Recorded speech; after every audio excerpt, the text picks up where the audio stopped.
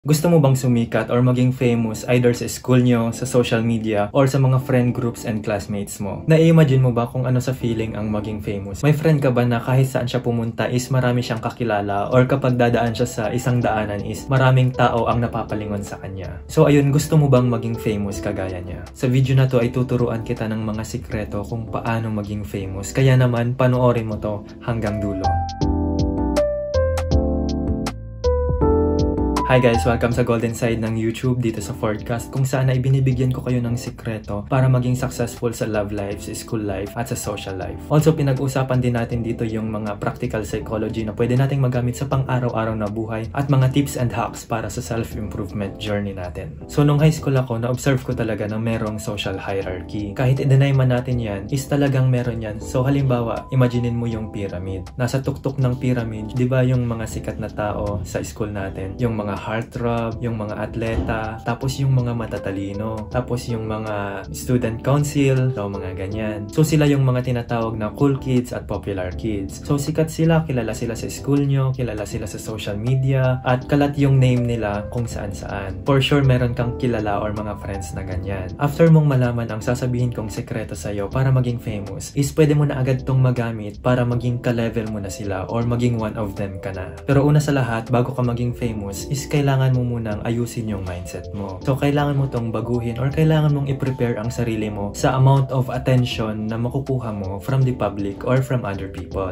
So, kasi hindi naman pwede na maging famous ka pero you shy away from people or mahiyain ka and ayaw mong makipag-interact with other people. So, ano lang yan? Parang facade lang yan. So, aanin mo yung fame kung hindi ka man lang makakapag-benefit dito or aanin mo naman ang fame kung hindi ka comfortable. Baka makasira lang yan sa mental health mo. Kaya naman, kailangan mo ng confidence and right mindset para ma-maintain mo yung fame mo. Pero yung topic na yan, kung paano ka makaka-develop ng self-confidence, pag-usapan na lang natin yan sa another video ko. Pero sa video na to, ito sasabihin ko na sa iyo kung ano yung sikreto para maging famous. So ang sikreto para maging famous ay exposure. So, ang ibig kong sabihin dito, para maging famous ka, ay kailangang makilala ka or makita ka ng mas maraming tao or ma-recognize yung face mo or yung name mo. Pero hindi lang to basta-bastang kailangan mong magpakita sa public or tumayo sa gitna ng stage tapos ayun na magiging famous ka na. So, ito pa yung kailangan nating gawin. Isipin mo yung commercial sa TV or advertisement dito sa YouTube or kung saan pa man. Diba kapag walang nakakapag-interest or nakakapag-spark ng attention natin, is parang dumadaan lang sila ng mga commercial or ini-skip ad lang natin. Pero kapag may substance or may laman or may intriga ang isang commercial na yan, is parang naaakit yung attention natin. At kapag nakuha ng isang commercial or ng isang bagay or ng isang tao ang attention ng ibang tao, dyan siya nagkakaroon ng tinatawag na fame. So para maging famous ka, kailangan mo lamang ng kahit isang exposure. Pero hindi nga kompleto yung exposure lang. So kailangan mo din ng kahit isang quality dito sa apat na babanggitin ko.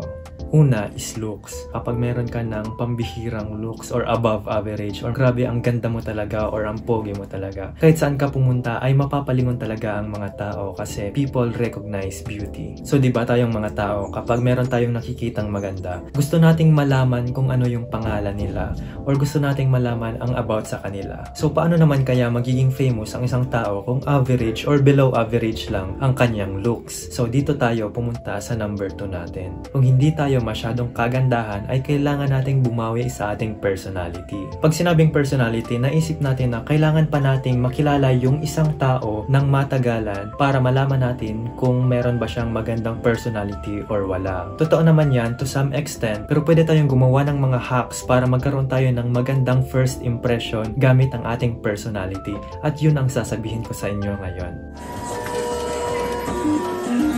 Una, pwede kang makapag-build ng magandang personality through your humor. So kapag may sense of humor ka, ibig sabihin yan, witty ka and meron ka ng mataas na form ng intelligence. Also, ang sense of humor, hindi naman yan ibig sabihin na all the time gumagawa ka ng jokes or nakakapagpatawa ka ng ibang tao. Ang sense of humor also means na nakaka-recognize ka kung nagjo-joke yung isang tao or or hindi. Nalalaman mo kung kailan ka tatawa or hindi. So kapag meron ka ng sense of humor, is mayroon ka kaagad ng plus points dyan sa personality mo kasi napaka-interesting yan na quality. Another hack para magkaroon ng interesting personality is kailangan mong ma-develop ang charisma mo. At meron akong playlist na ginawa dito sa channel na to para ma-boost mo kaagad ang charisma mo. Another boost sa personality mo is kindness. So kailangan mo lamang maging mabait and tulungan yung mga taong nangangailangan and expect nothing in return. So sa paraan na yan, pwedeng mag-spread yung name mo na, uy, ang bait na ano, uy, kilala mo si ano, di ba ang bait niya? So di ba plus points agad yan sa personality mo.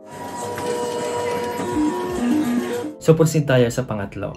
Talents or skills. So, di ba kapag na-expose ka sa public or nasa gitna ka ng stage, kailangan syempre may gawin ka. Kailangan syempre magaling ka kahit sa isang bagay lamang. So, imagine yung mga taong magaling kumanta. So, di ba kahit isang kanta lang nila sa isang stage or sa isang event, pwede na agad kumalat ang kanilang pangalan at instantly, magiging sikat na agad sila. Yung mga taong magaling sa sports like basketball. So, di ba maraming tao yung nanonood. Tapos, kung magaling ka dyan, mag-slam dunk ka lamang o syempre, magiging usap-usapan ka kaagad sa buong campus ninyo. So, kailangan mo lamang magbigay ng time sa passions, skills, hobbies, at saka sa talents mo para one day kapag ready ka na, pwede mo na silang i-perform at ipakita sa mga tao. So, proceed na tayo sa pang-apat natin na hack kung saan ay kailangan mong maging mayaman. So, kapag marami kang pera, maraming tao ang maiintriga like kung ano yung klase ang lifestyle na meron ka, kung ano ang trabaho ng parents mo, kung ano yung ginagawa mo, kung ano yung sideline mo. Diba kapag mayaman ka, madali kang makakakuha ng atensyon ng ibang tao. Kasi lahat tayo na tao is interested tayo sa money.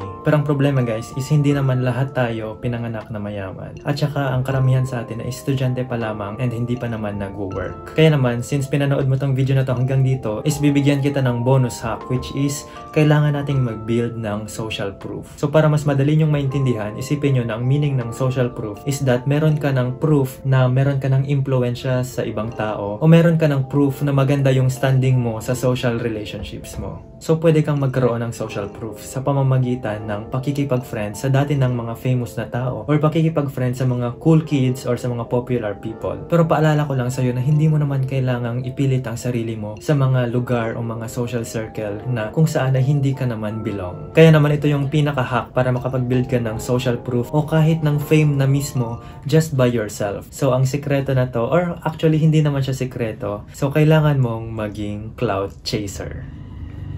Ayun, since nandito ka pa sa video na to, bigyan kita ng list kung saan pwede ka magkaroon ng exposure. So see you on my next video. Peace!